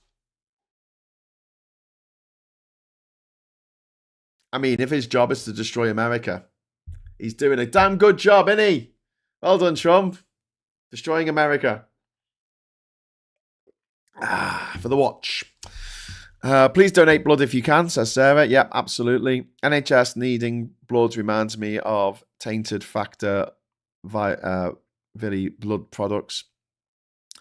Factor 8, sorry, blood products. Yeah. I've had so many transfusions, I'm practically a vampire. The Spinners did an advert for the blood service many moons ago. The Spinners? Who were the Spinners? Martin says, I thought they were in need of blood. My brother used to drive a donor truck around to big offices, park up and constant stream of donors. No appointment needed. Yeah, Martin, that's what I remembered. Maybe the Tories, who don't need blood because they can buy their own, decided to make it more difficult to give blood. Happy image in my head of ICE trying to catch and deport some of those National Guards. Pitch battle, LA residents cheering in the streets. Yeah, I mean, I like the way that people in LA have come together to fight against the fucking ICE knobheads. But, you know, this is a fight that Trump wants. So my natural instinct is to say, don't give it to him. Don't give it to him. There's been 60 arrests. I mean, this is hardly like, you know, in a country of 330 million people, 60 arrests is nothing. Like, quick, deploy the National Guard. But he's been gearing up for this. And when I was talking to Mikey about what's happening in America, and I'm saying, where are all the protesters? He's like, well, if we protest, this is what's going to happen. So don't give him the excuse. Just don't give him the excuse. So if you would like to see more of me, I don't know why you'd want to, but you might, tonight with Mikey, you might want to see. So maybe just come for Mikey. Tonight, we're going to be going live at 9 o'clock tonight on Stateside. So please join us for that. We'll be talking about what's happening in California. Might be able to try and get Brenna on if she's not working, because she's actually in California right now. She's about 70 kilometers from where it's kicking it off. So we'll get some different angles on it for you on this channel. And yeah, where we are disgracefully biased against fascism. Yeah, no impartiality here. Thank you. If you want thorough impartiality, you'll have to find it elsewhere.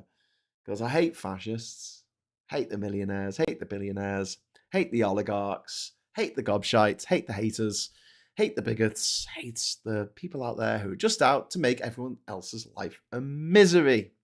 You know the type, don't you? The type who buys a flat in the middle of a city and then complains about the noise. The type that buys a house next to a farm and complains about the smell. You know the type, don't you? Yeah, they can all fuck off. You'll put them in a big trebuchet and fire them into the sun. Put them on the fucking Gogol Frisian fucking B-arc and send them off to a primitive planet to go and fuck up their shit instead. Right. Trump will call martial law if people carry on the protest. Yeah, so Snowy Cat. You're not wrong. You're not wrong. So I'm going to be off now. I'll see you tonight at 9 o'clock. Otherwise, I'll see you tomorrow at 9 a.m. for the next Morning Brew. So hopefully I'll show you one of those things. But in the meantime, I'll just say thank you so much for watching. Give us a like on the way out. We always like a like. Let's get the likes up on this show. And thanks so much for the chat. And really, really thank you so much for the super chat. I think Ori's gone, but if you're still there, Ori, thank you so much for that mega chat. That was really, really, really generous and really kind of you. And like I say, you keep this channel alive and it lets me run the channel in a way that suits me. And I think, might be wrong, I think it suits you because I think you'd rather not have adverts all the freaking time. So let's not have adverts. Let's be like the BBC. And be funded a different way by the people who watch. Yeah? Good. Okay. Right. Thank you for watching, and I'll see you next time. Until then, I'll say hello, good evening, welcome, and goodbye. Ooh.